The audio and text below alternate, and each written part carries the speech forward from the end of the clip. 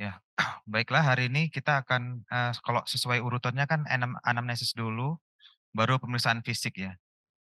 Jadi yang pertama kita bahas tentang anamnesis, seperti biasa nama, jenis kelamin, umur, ya, suku ya, agama, lalu keluhan utamanya sesuai ORCHART, misalnya nyeri pinggangnya sudah berapa lama, terus sifatnya tajam atau tumpul, menyebar, menjalar sampai ke perut bawah atau bawah ya.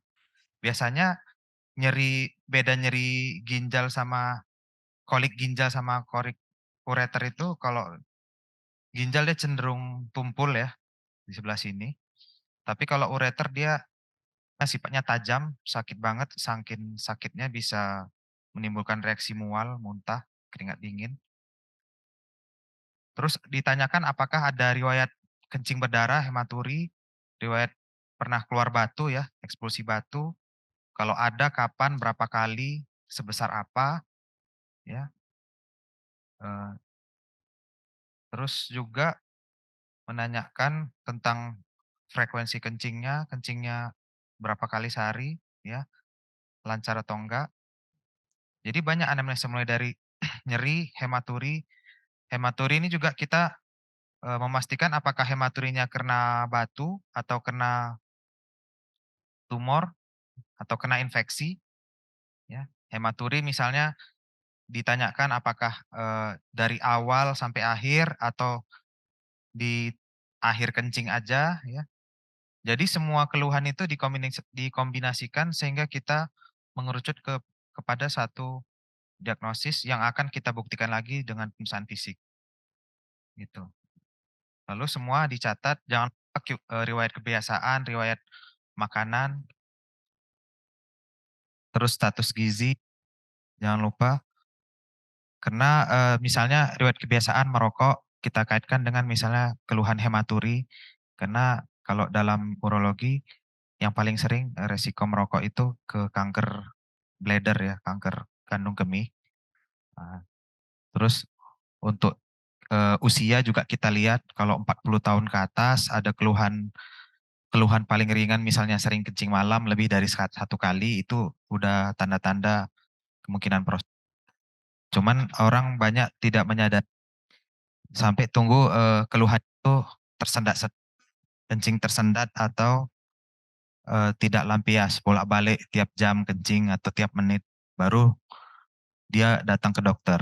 Selama masih kencing malam lebih dari sekali, itu dianggap mungkin, biasa udah tua, gitu. Oke, mungkin kalau untuk curiga infeksi ya, demam misalnya, ada disertai kencingnya berwarna keruh kayak cucian beras, nah itu juga perlu kita tanya, status gizi misalnya apakah ada penurunan berat badan yang drastis, misalnya udah hematuri, terus riwayat penurunan berat badan drastis, kita juga curiga ke arah kanker bisa. Kanker urologi mulai dari ginjal, ureter, bladder, prostat, uretra, banyak, itu. Mungkin setelah dianamnesa kita catat, lalu kita lanjutkan ke pemeriksaan fisik, ya. Pemeriksaan fisik urologi yang pertama dari inspeksi ya, pasien disuruh duduk atau berdiri, kita lihat bagian pinggangnya, belakang, ya. Terus bisa pasien disuruh tiduran. Waktu kita lihat apakah ada benjolan atau pembesaran simetris atau tidak. Mungkin agak ke atas sedikit, Bang, ke bantal. Ya. Lalu kita buka bajunya, kita lihat apakah ada simetris atau tidak di abdomennya, ya. Terus mulai dari abdomen sampai suprapubis, ya, kalau inspeksi sampai ke genital juga. Ya, dari genital diamatin, nanti ada pembahasan waktu di genital ya. Ini khusus pemeriksaan fisik yang non genital. Terus setelah infeksi, kita lihat apakah ada jejas, ada pembesaran, apakah ada massa. Kalau tidak ada, baru kita lanjut ke palpasi ya. Palpasi dengan dua tangan ya. bagian tangan kanan yang anterior megang ke perut, misalnya kita mau sebelah kanan ya ginjalnya, lalu yang sebelah kiri di bagian posterior belakang. Jadi ibarat ini perut pasien, ini pinggangnya. Nah, pasien disuruh rileks perutnya, lalu kita melakukan penekanan yang atas nekan, yang bawah eh, mendorong ya atau menyingkut. Ini gunanya untuk mengetahui apakah ada massa pada ginjal ya. Massa pada ginjal bisa dua kemungkinan, hidronefrosis yang berat atau tumor ginjal. Nah, yang membedakannya tingkat kekenyalannya. Kalau dia masih kenyal gitu, masih kistik, itu biasanya hidronefrosis. Tapi kalau dia keras, teraba, apalagi waktu kita pegang ada permukaan yang tidak rata ya, berbenjol-benjol, nah itu curiga tumor ya. Nah, tumor ini kita harus memastikan ya, apakah dia mobile atau tidak. Mobile itu kalau dipegang gini dia masih bergerak-gerak atau dia lengket sama sekali. Nah, karena kalau dia masih mobile berarti kemungkinan untuk dioperasinya lebih gampang ketimbang kalau sudah immobile atau lengket ya. Ini yang sebelah kanan. Kalau sebelah kiri, kalau gini kan susah ya, misalnya. Jadi lebih enak ya gantian gitu, yang kiri di atas, kanan di bawah, atau mau pindah posisi, kalau memang lebih sensitif sama tangan kanan ya boleh pindah posisi ke sebelah sini lalu dilakukan. Namanya palpasi bimanual. Terkadang kalau mau lebih rileks perutnya, misalnya ada tipe pasien yang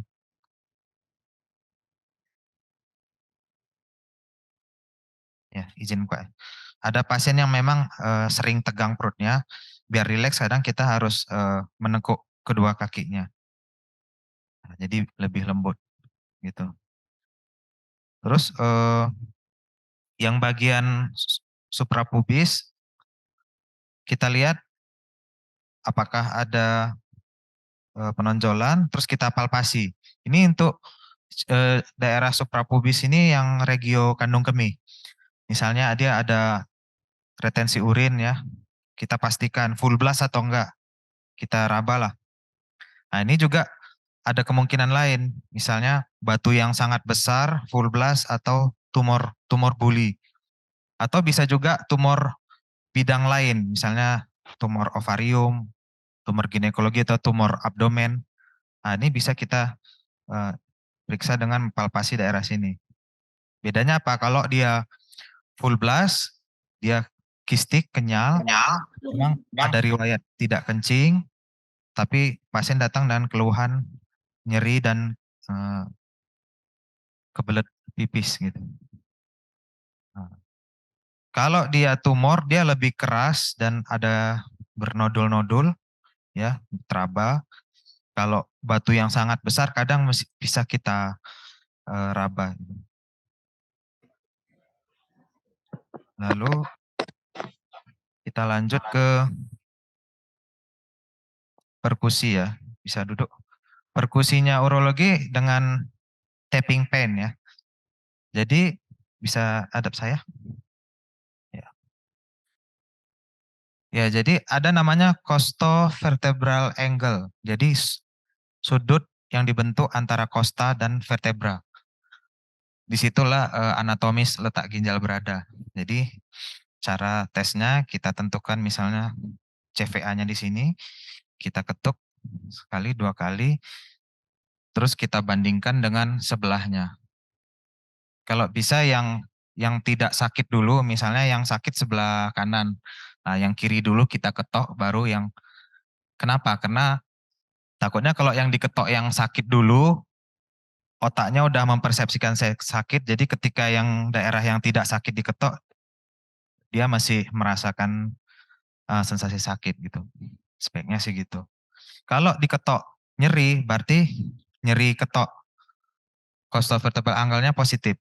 Berarti kita curiga ada masalah sumbatan ya, entah itu kena batu ya atau penyempitan di daerah eh, urinary tract. Oke, tiduran lagi.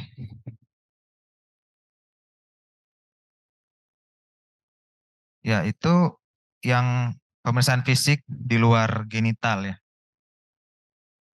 Kalau di bidang yang genital, eh, pada pria dari inspeksi kita lihat ya, apakah ada ulkus ya, apakah ada massa, apakah ada edem, eh, apakah ada, kalau edem kita lihat itu edemnya karena cairan, terus itu pada penisnya, pada kulit skrotum juga kita lihat, ya kan? Apakah ada kemerahan, bengkak, ya, bisul.